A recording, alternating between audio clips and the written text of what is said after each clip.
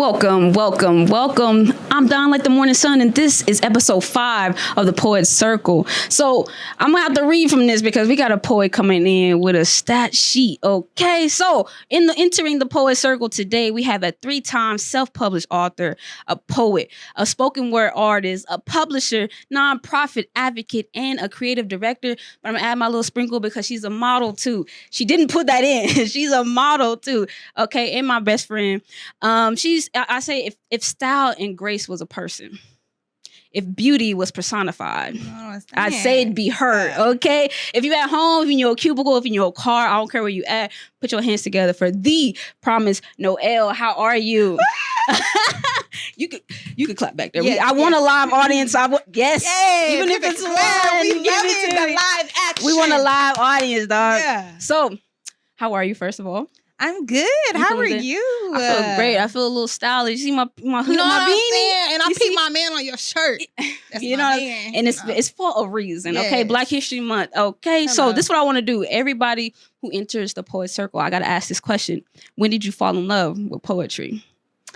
I fell in love with poetry. I'm a talker, so we're going to try to, make this real smooth. But I fell in love with poetry when I was 7 years old.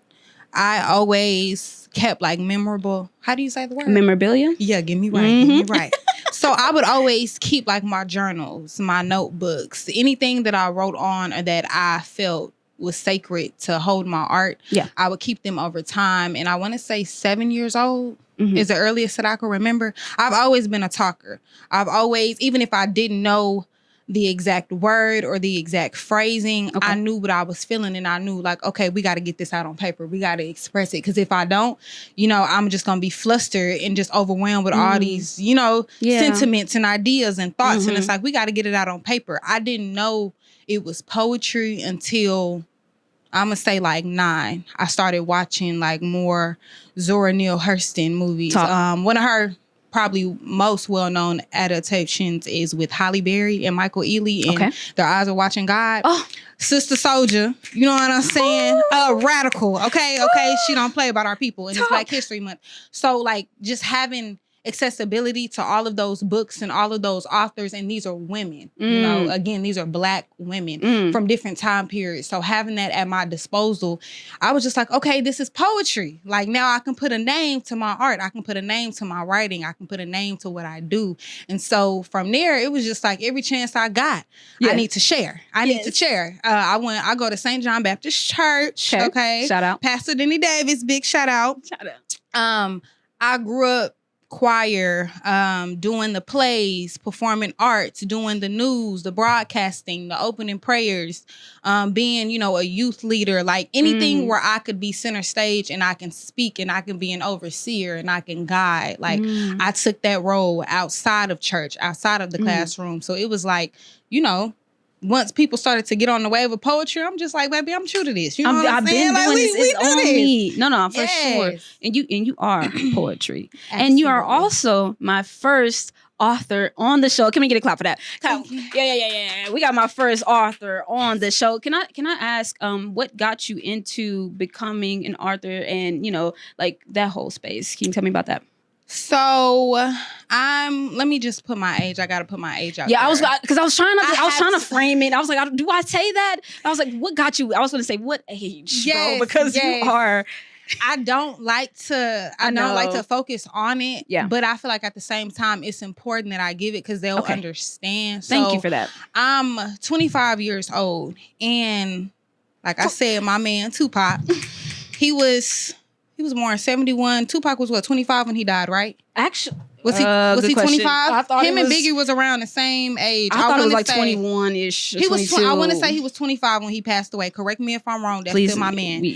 But he moved. If you listen to his philosophy and his drive, he knew that he was short on time, and I don't resonate with that, but just his drive. I got to get it out. I got to do it. I got to do it. I got to do it because you really don't know when your day, it's to go to the Lord is going to come. And that was my driving force. I'm okay, being a poet is great. Being in front of the mic is wonderful, but I want my art to outlive me. Yes. I want the youth to read my books. I want it to be a standard in schools, just my Sarah. She's a Zeta. Zora Neale Hurston, her book became a standard that I have to read in middle school and in high school. So it's like, I want that same effect, if not even greater. So I was just like, I need to publish books. I need to write books. And my first book, I was 19. Is it A Rose for Me? My baby, my baby, my baby. Yeah, okay, A Rose for You and Me. Yes. I was 19 when I wrote and published that book. And my birthday's on Christmas Day. So I was like, beautiful. I want to give myself something that's unique, that's original, that I don't know anyone in close proximity to have done or achieved. I'm like, it can't be that hard to write a book. Like, people publish books all the time. So I literally went on Google because I'm going to research, and I was just like, and we just gonna do it. And like within 3 days, I learned how to put a manuscript together. I learned, I even taught myself how to do graphics. Baby, I'm not a graphic person, but as you can see, you know what I'm saying? We're gonna do a little something. All of that is scratch. Like everything from scratch. I learned how to put all that together in 3 days, and then I published it and I presented it, and I'm like, see, that's what I'm talking about. Because who was doing that? Manifestation and fruition. Exactly. And I love to speak into existence, but I feel like you can speak and you can pray, but you need to still put effort. You still need to put work behind it. I feel like people miss that.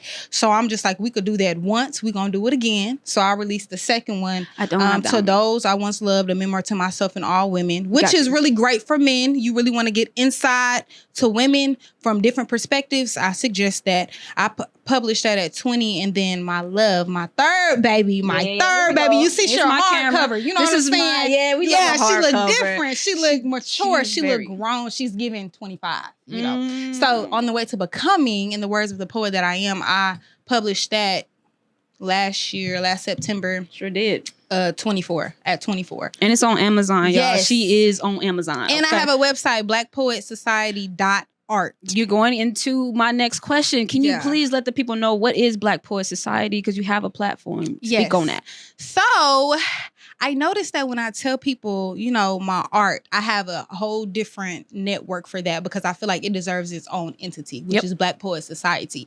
But poets, it's more than just me. Although I'm just one woman, I'm one person, I feel like within my poetry, I personify and you see different sides of me. So in a sense, I'm one person, but I feel like I represent multiple people, multiple women, multiple perspectives. Got you.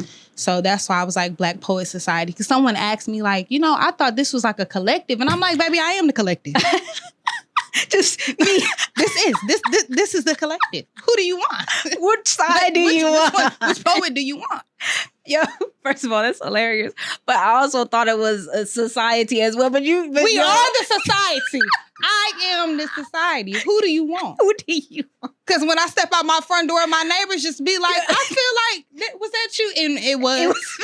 It was me. It was. Yo, anyway, bro. You be killing me, dog. And it was. You changed the hair. Who do you want? Who do you want? Who do you want? I freaking love you. You know that, right? I'm going to say that a lot. I love you so much. Okay, boom. Let's just jump into the voice of the poet. And we're going to do it differently because you're author. You got 3 books, okay? So the first one, I'm going to use your first book, okay? A Rose for You and Me. What is the motif, meaning the continued theme? I like that word. Throughout it. Y'all need to learn these words. Like I'm saying it for a reason. We have dictionaries. You need to hold that breath when you say it. Motif. What is the continued theme in A Rose for You and Me? So with that, in this book specifically, all of it is poetry, but I feel like with the first one is the most resonating across genders. Okay. So whether you identify as male, woman, they, their, whatever, it's going to be befitting, because I talk about so many different topics. I talk about self-confidence. I talk about self-worth. I talk about trauma. I talk about, sexual assault. I talk about, finding yourself, identity issues. I talk about family, issues, like whatever resonates with you. I promise you that topic is going to be in that book, because again, poetry resonates differently. Like it may be a piece in there that resonates with you differently than it does, for me. And in my mind, it was like, this is my rose. Like, this is a very sacred bouquet. This is very personal to me, and this is vulnerability that I'm displaying and putting in this book. So in essence, I'm personifying, I'm literally giving you a rose from my garden, from what I've been through from my experiences or experiences that I've taken from those.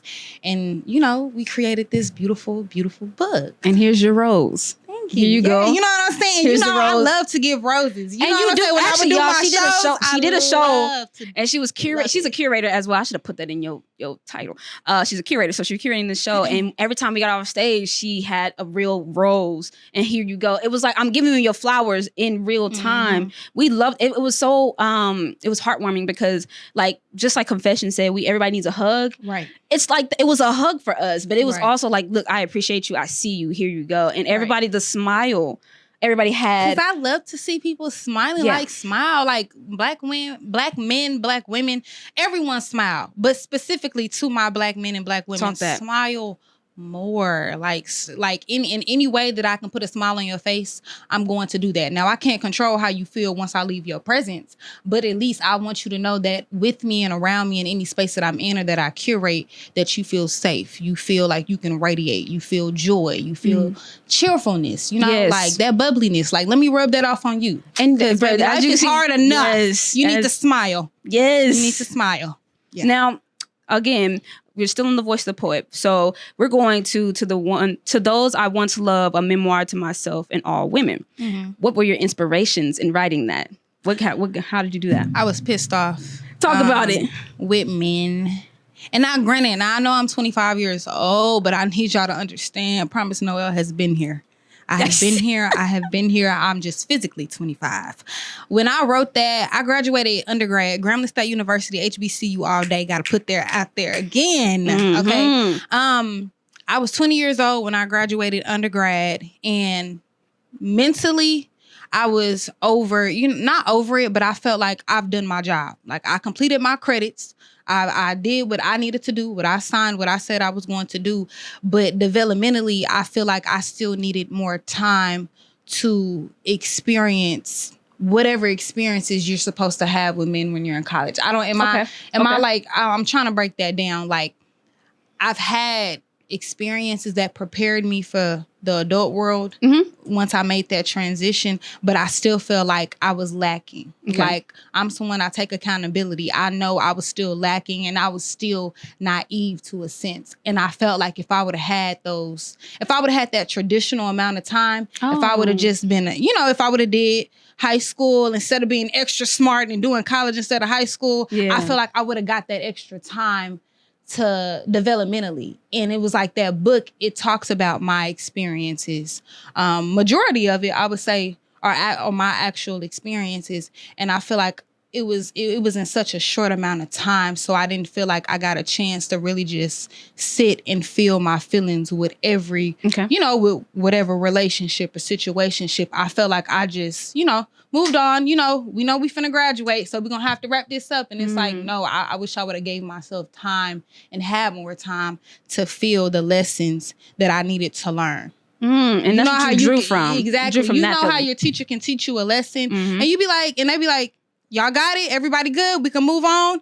And even though or you're confident that, okay, I may not have got it all the way yet, but I'm going to just go ahead and say, yeah, I got it. I understood. I understand. And it's like, no, you don't. And then it comes back and it bites you in the ass, excuse my French. No, do you think? At later times, because it's just like, you should have just spoke up and said, wait, I need a pause. I need a breather. I need to digest what you just told me or what you just gave me. And I didn't feel like I did that. Wow. So that book was like my way of giving myself that breather. And also just being present in those feelings. Yes. You're saying like that moment must have passed by in a form of fashion where you couldn't feel that. Yeah. You couldn't experience it in a way that you needed to.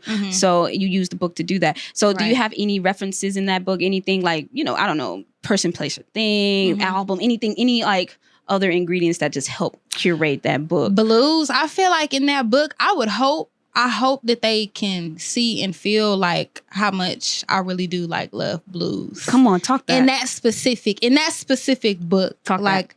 I really, really do. Like, it was blues? just Okay, very give me a raw. blues inspiration that you. A blues inspiration, blues song. Because I know didn't you have Miles Davis in your house, bro? You had. I do. Blue, I green? have Was it blue, green? blue and green. I would say maybe blues or jazz. I feel like that book is more jazzy. I love Miles Davis. I love Nancy. What is her? She's a Nancy. Oh Lord, forgive me. I was just playing her record.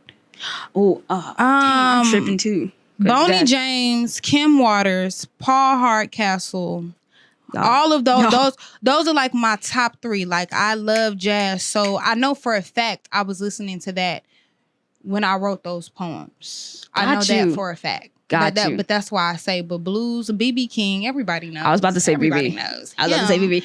But I hope that people feel that when they read that book. Like, I want you to read that book and turn on your favorite jazz record, your favorite blues record. Like, I want you to get in that moment. I feel like my poetry requires that. My poetry is not the type that you just open it up and you just read it through and then that's it. Like, no, I need you to set the tone. You know, I need you to get in the vibe. I need you to prepare yourself. If you got to take 3 deep breaths, I need you to do all of that. And it's not that it's heavy. I just, you know what I'm saying? Yes. I want you to be intentional when you read my art. I don't want you to just open it up and just skim through it now, because you're not going to grasp it, you know? And we'll go over your head. Talk that talk. Okay. A lot of double entendres. You know what I'm saying? So, all right, for the tone, the tone is attitude in the writing. We're going to go to On the Way to Becoming. So what was the tonality in this poem? I mean, this book. The tone.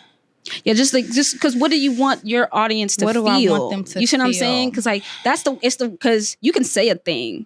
It's how you say it that's going to create that feeling to the listener, to the reader. With this book, because it's still new to me, it's still fresh.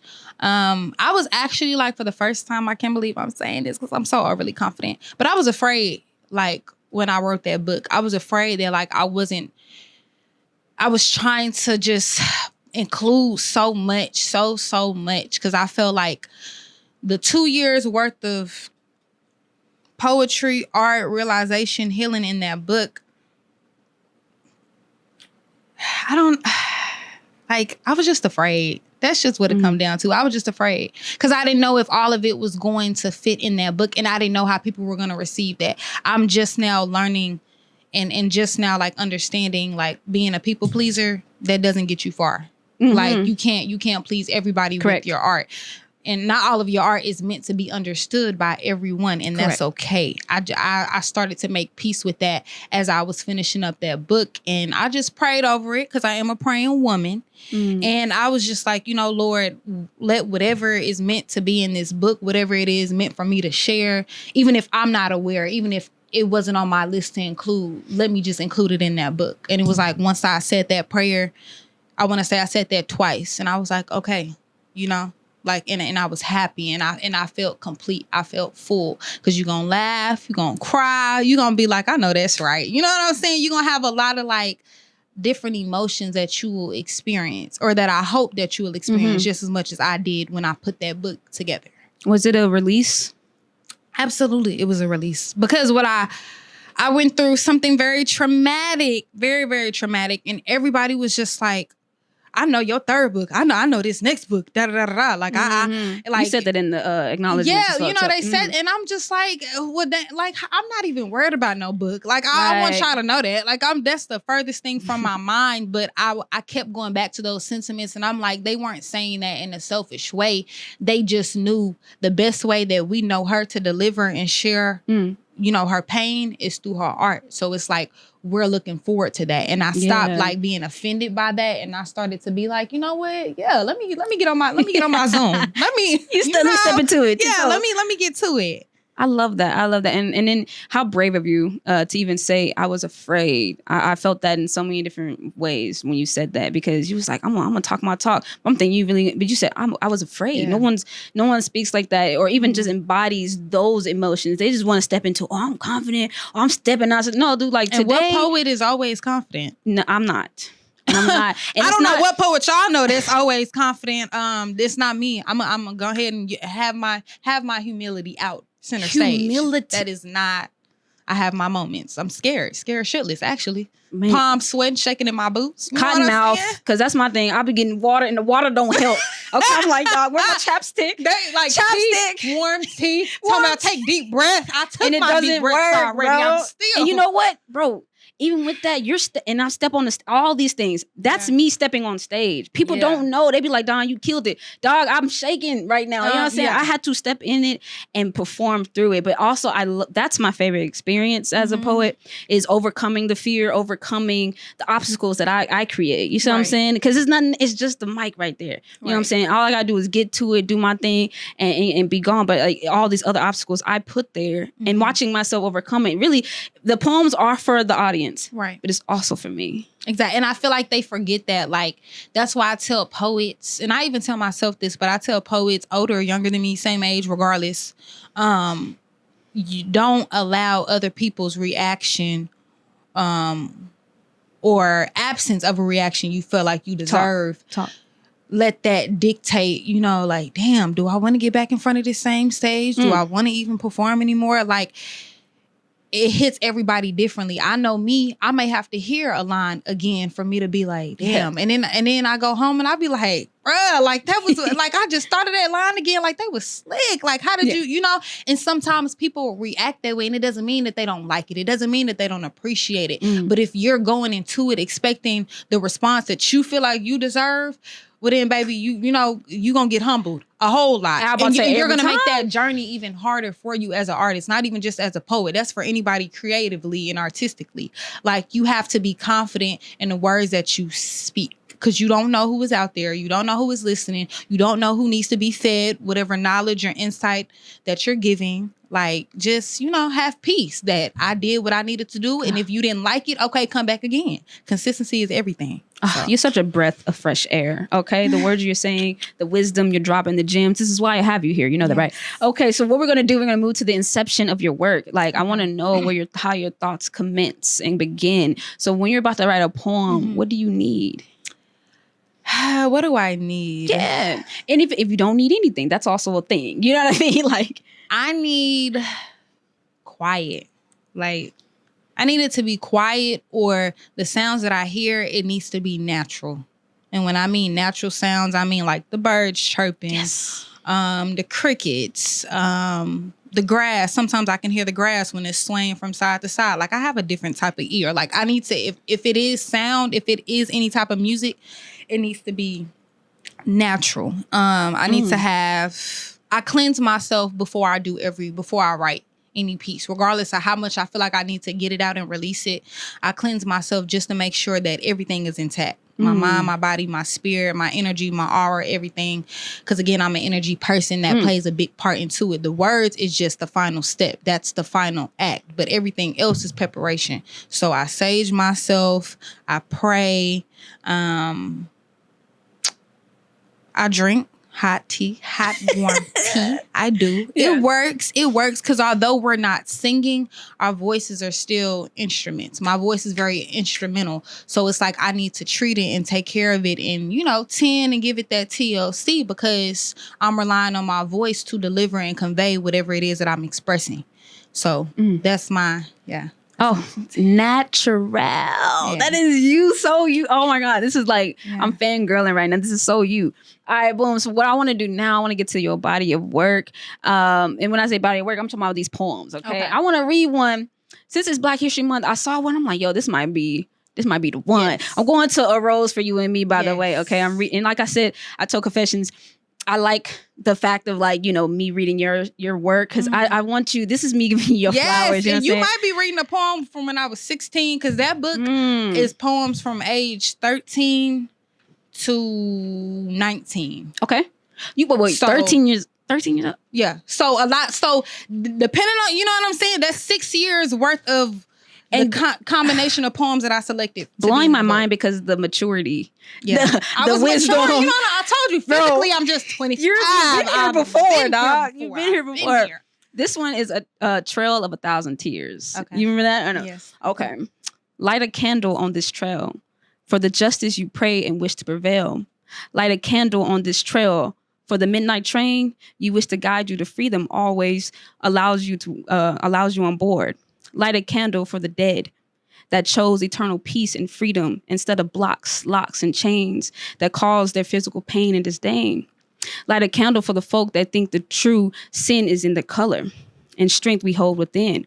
Those that represent the men that raped your mother's identity and stripped your father's masculinity.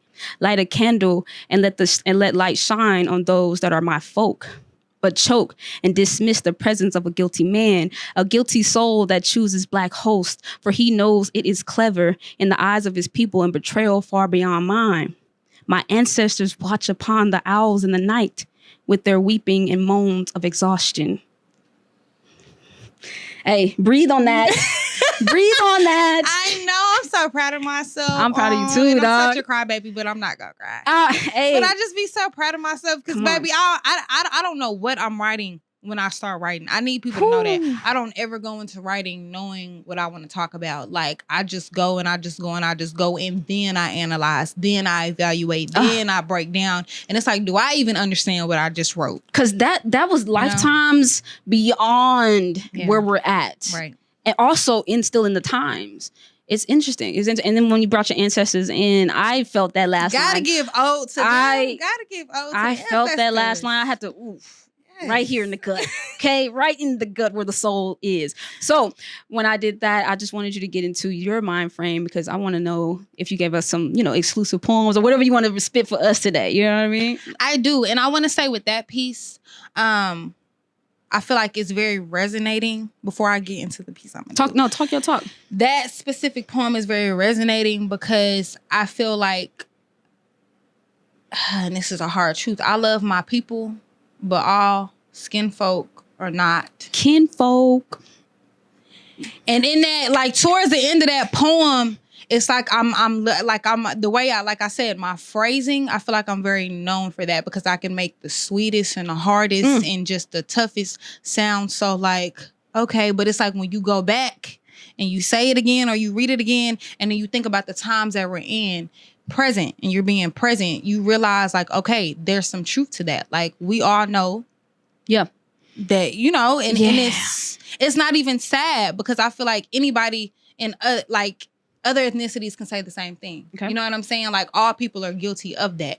And that's just bringing it to the forefront. That's just making it very clear and letting you know, okay, we're aware of that. Mm-hmm. Like we're aware of our people. And the faults and the flaws and the imperfections, we're aware of that. You know, that doesn't take away from our substance as people. Yeah. But it's just letting you know, I'm aware. We got work to do. Yeah, and we got work to do. A lot of work. What you got for us? Promise, Noelle. This poem is titled "No Name." One of my favorite poets is Erykah Badu. To me, she is a poet. I'm about to say you should just call her a poet. Absolutely. Spoken word artist, all of that. She just has musicality to it that makes it, And there was a track, I don't remember the name of the track, but it was about this young man. He was unjustly killed. And it was in the year 2000. I want to say the track may be AD 2000. Ooh. And when I speak of the piece, you'll understand like what I'm talking about. But I flipped it and I wanted it to center on African-American girls because I feel like our girls are kidnapped, raped, or just they're victims and it's not fair. And they're not just that, but I feel like, again, there's never too much attention that you can give to that, and I feel as like as poets, as artists, it's our job to bring light to it. I'm not saying that you got to be pro this and pro that and super conscious, but I feel like just give ode, you know what I'm saying? Because they can't use their voice, you know what I'm saying? They're still missing. They're, with God, or whatever the case may be. They don't have that voice. And it's just like, I have the platform, I have the people, I have the message. So let me give justice. So it's titled No Name. And yeah, we're gonna get into that. Yes. They will be naming buildings after me. But to be misrepresented, I am the pearls that you clutch so tight. There are strength in these girls. To be battered and afraid, tossed and delayed, deteriorated and infuriated by the lack of urgency. You see, my dear sisters, they are crying out to me. For the preciousness and innocence lies in she. She is of 16, Anita Brown. She is of 17, Destiny Lockett. She is of 16, Ashanti Moody. She is of just 15, Sanai Amenhotep. For the eyes bring consciousness to what we see. But they, one by one, and many, many more, vanished repeatedly. And they have the nerve to say that you must digress. Because that man with 2 girls of his own cannot fathom the pain of a Black woman's babies not coming home. So, yes, they will be naming buildings after me. To go down in history, I am the voice. Poem. Come on. Where I went, and I'm a synesthesia girl. Okay. Even though there wasn't music playing, also I kind of hear music when you speak. Mm-hmm. But I also was just seeing shades of brown, man, shades of brown. Mm-hmm. And I was seeing the faces of these women, even though I don't know what their faces look like. Mm-hmm. If face came up, yeah, it was how you brought me into their stories, the milk cartons, the newspapers, going to Sam's, and I'm looking on the clipboard as a kid, and I'm like, why is it so many, like, and why they just pass it on here like it's just an ad or something? Like an ad. Nobody is outraged, like nobody is angry, about it, like.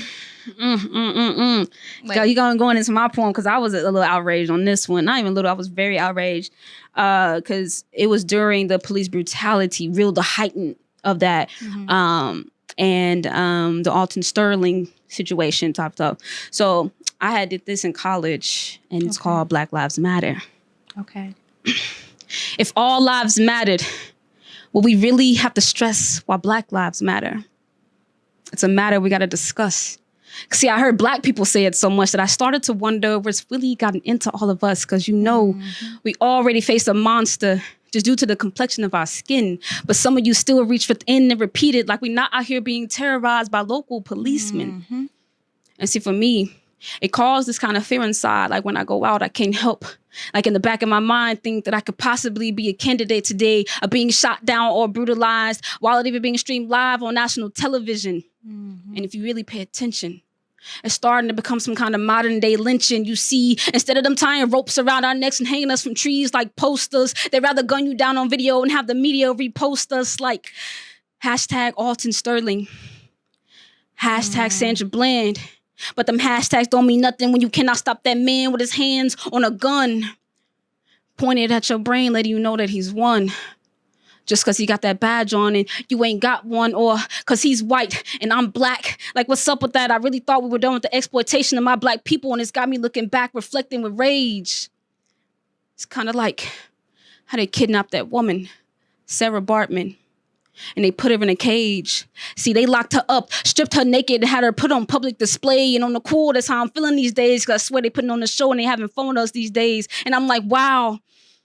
I feel like they repeatedly reenacting that scene with Will Brown in 1919 when 20,000 people gathered around just to see a dead body hang high from a tree, and they had the nerve to even burn him down and then spray his body with bullets as he laid on the ground.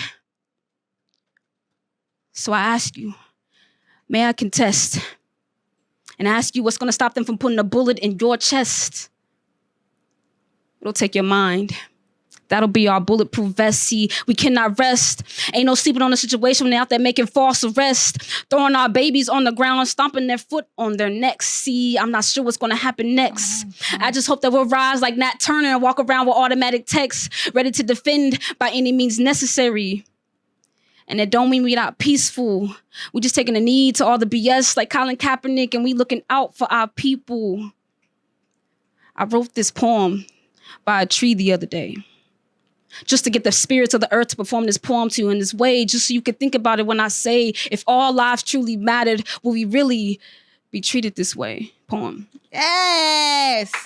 And I want to say, I do have a new piece. But I feel like we need to leave it off, because although we bring consciousness to what's going on and we speak about that, do it. I'm really big on positivity, centering, you know, and leaving us with some hope, you know, and positivity. So we need that. Yeah. And only reason why I couldn't is because I haven't written one. I wanted to write one called Brother Man. I got one coming, man. This but is you like spoke exclusive. the one that you needed to speak. I spoke, yeah. So I had stand in that. Stand firm in that. Thank you, my love. Thank you. Thank you, my love. Thank you. Everything is intentional. Thank you, my Nothing love. was accidental. And I was so proud of you. I was listening. I was saw watching. you. I was just smiling. I saw you. And I saw I saw confessions in the back just so y'all know. If y'all watch episodes. Baby, she in here taking it all in. She doing snap. And my guy Mel behind the camera. Y'all, I see y'all, man. Look.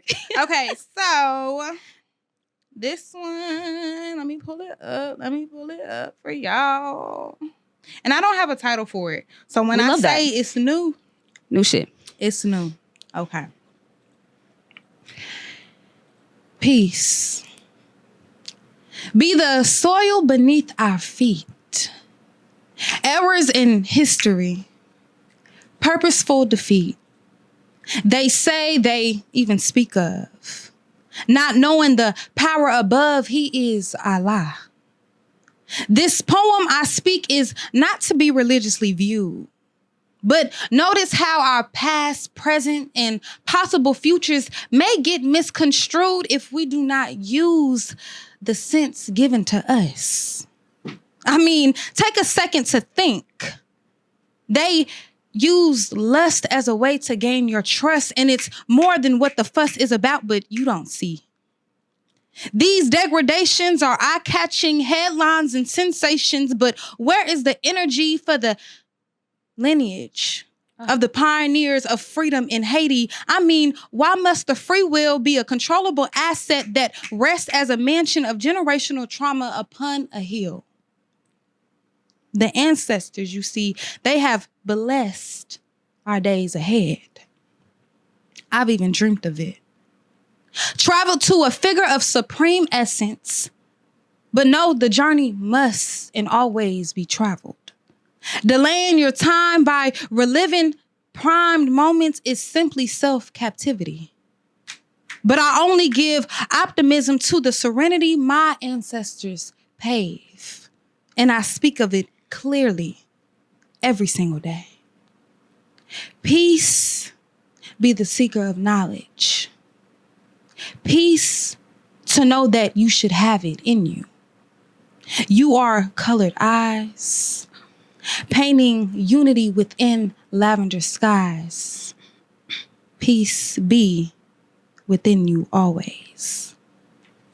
Promise. Can we get claps? Can I get my claps? Yes. My live audience. I love you guys. So I'm gonna go off script. My off script was what I was telling you in the car that I wanted to tell you, bro. Okay. Your sensuality. The sensuality. Yo, this is you. Mm-hmm. Okay. And I love how you can say a poem. And we just talked about injustice right now, but you still have this sensuality that flows through the poem that still makes it like a romance poem. Okay. Yeah. I say that to say it's so good that you did a poem. It was called Candlelight and Weep. Remember, I called you. I called her. Wow. I said, what the is going on here? It was the most sensual. But see, that's the thing. Sensuality and sexuality are different. Two different. It's two different things. So it wasn't sexual. It was sensual. Right. All right. And what I mean by that, it's the patience. Mm-hmm. It's the nurturing aspect. It's the hug.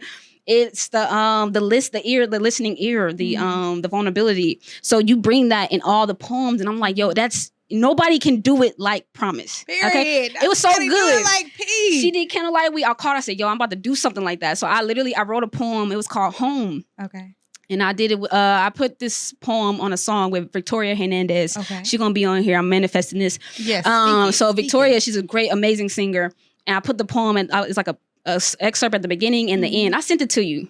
But I said, let me play with my tone. Yes. Let me play my tone. And let me bring. And that one, it's confession though. I'm a love poet, so it was still a love poem, but I wanted to bring the sensuality in there, and I heard it. So now I know how to, even like right now, how my voice is coming through the mic. Yeah. I can I can You tap can in. play with it. That's what I'm saying. I can when tap in. I say your Hey, voice is an instrument, I can like tap in. play with I can tap it. in. Like change your tone. You know, like you don't have to, if you start out, well, I am. You don't have to end like that. You know what I'm saying? If you want to like keep me on my toes. I don't want to expect. I want to anticipate. If anything, I want to be like, okay, what's she finna say next? How's she finna say it next? Like, you know what I'm saying? That's exciting to me. Promise.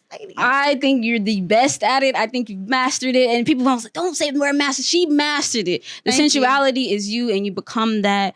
So I wanted to give you that as well. Okay, so we are approaching, the end. So we're gonna kind of get into it. That fast, I told you it's not enough. It's not enough, by the way. I'm gonna have to pay for some more time. Shout out to A-List Photography. I'm at A-List Studios. We're doing it the A-List way. Okay, I need to pay for more time. Okay, so I want to ask you first. What are your favorite literary techniques? Okay, music. We're talking about metaphors. We're talking about similes, hyperbole, oxymoron, juxtaposition, idioms, personification. What's your flavor when you're about to write and get that crowd in? Alliteration, repetition, talk, and personification. Your favorite is personification. Hey, if y'all ain't learned one thing about me, one thing for certain, two things for sure, I am going to personify the sun, the trees, the shoes, the tongue on our shoes that we pull when you're trying to tie everything, the fan. I don't know, the camera, my hair, our lashes. You know what I'm saying? Like our lashes, our honorable mention. They are characters themselves. It's a character. Yes, paid actor. Those are my favorite. I love hyperboles, but I've realized and I've learned as a poet that I'm not a shouter. I'm not a slam poet, I guess you would say. And I say that because I've had a lot of poets or a lot of artists that I love to, how can I learn from them while they're on stage or even off stage? And I'd be like, you need to get into slam poetry. You need to try. And I'm just like, no. Like if you really paid attention to me and you've really just sat down for 10 minutes and really just looked at my work, whether it's visuals, it's tracks, it's features, it's videos, and even interviews, like that's not something, that's me. I feel like I can get my point, my delivery, and my message across without having to do that. And no shade to those that do it. I love that, stand in that, hone that. But I know me, you know what I'm saying? Me, my sensuality, my firmness, my wordplay, we cool over here. We cool, eh? We're cool. And your swag is amazing, bro. All right, so let's go to Eminem, music and movies. So we talked about. I think you was talking about Eminem. Because I want to get sponsored by Eminem. That's why we're doing. I thought you was talking about the rapper. The rapper. My bad, rapper. I thought you was talking about the rapper.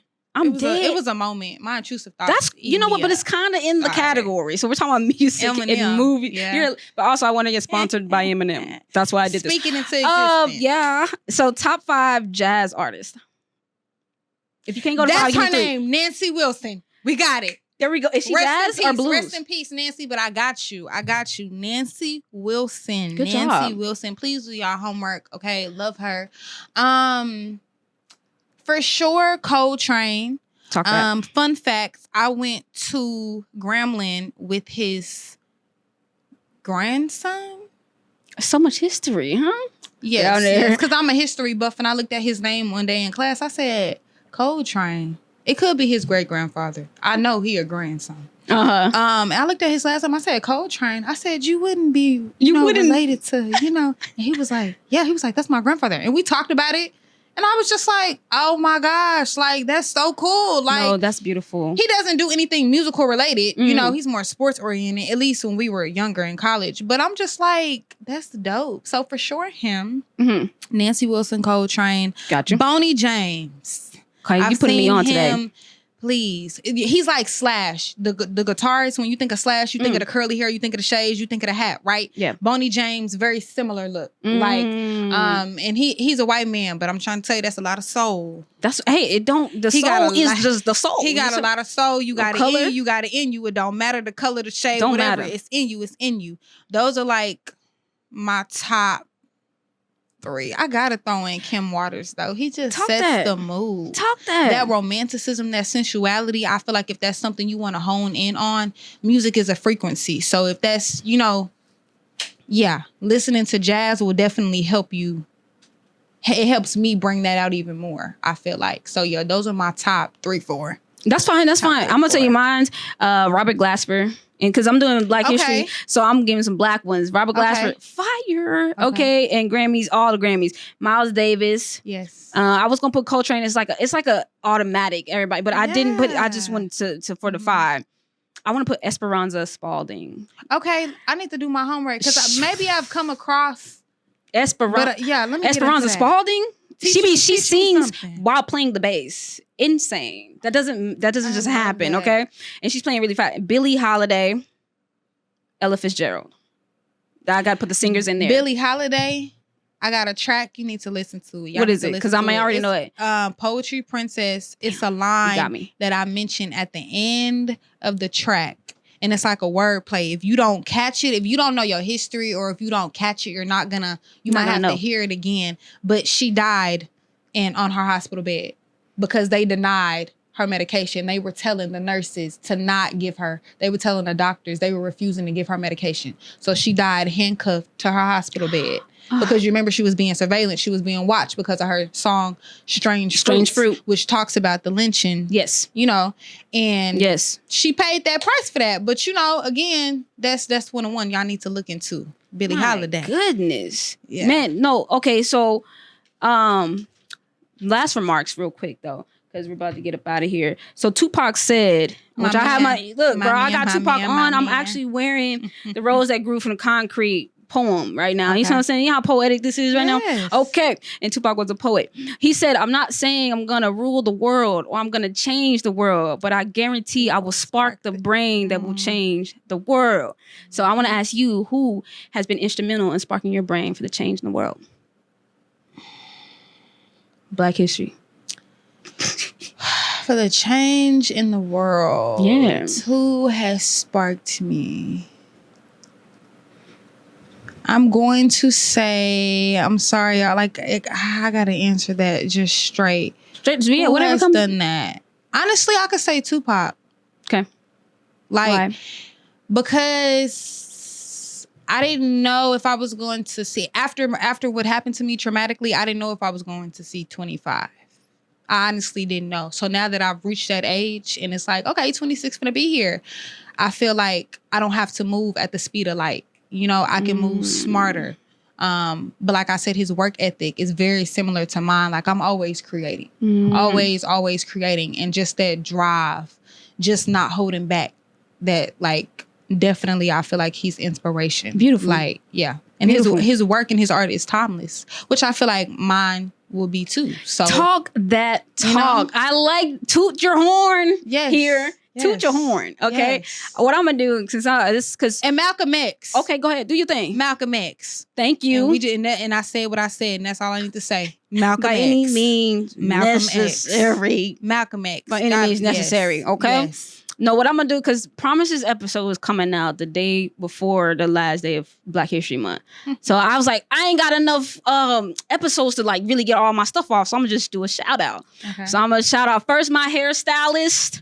Okay, she did my braids. I know I got a beanie on. Sorry, but it's the ends of the braids for me. The ends of the neat. It's the structure. Neat. Okay, she does everything. She does my silk press.